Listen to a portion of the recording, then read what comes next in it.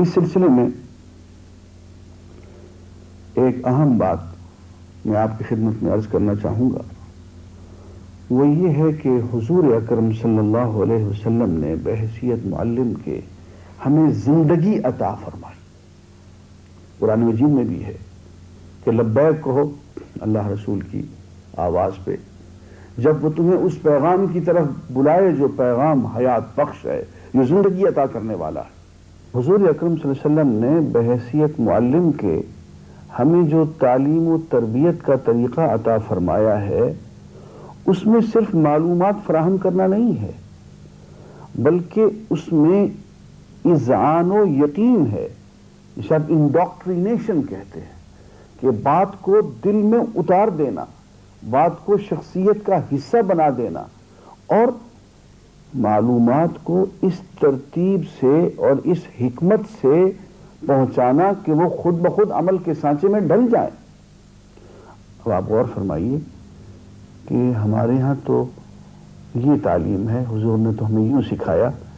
کہ جو ہی بچہ پیدا ہو اس کے کان میں اذان کہہ دو، دائیں کان میں اذان کہہ دو، بائیں کان میں اقامت کہہ دو، اور ذرا سا بڑا ہو تو بجائے اس کے کہ وہ ابا کہے یا اماں کہے، کوشش کرو کہ وہ اللہ کہے، اور ذرا بڑا ہو تو سب سے پہلا جو جملہ اس کے منہ سے نکلنا چاہیے، پورا فل گرامیٹیکل سینٹینس، وہ لا الہ الا اللہ محمد الرسول اللہ ہونا چاہیے۔ اور ذرا بڑا ہو تو سب سے پہلے اس کو جو کام سیکھنا ہے وہ نماز ہے، وہ سورہ فاتحہ ہے۔ اور اس سے بھی بڑھ کے یہ کہ ابھی بچہ ماں کے پیٹ میں ہے تو والدہ سے کہا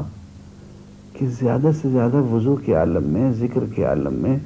عبادت کے عالم میں، تلاوت کے عالم میں رہو، تاکہ اس کے اثرات بھی بچے کی نفسیات پہ اور اس کی فطرت پہ پڑ جائیں۔ تو ہمارے ہاں تو شروع سے ہی اذعان اور یقین کی کیفیت پیدا کی جاتی ہے، انڈاکٹرینیشن کی جاتی ہے، اور یہی وجہ ہے کہ ہمارے سب سے پہلے جو چیز پڑھائی جاتی ہے وہ قرآن مجید ہے۔ ناظرہ پڑھا لیں، اس کے بعد ساتھ ساتھ عربی زبان، تاکہ اس کو سمجھ کے پڑھ لیں۔ عزیزان گرامی،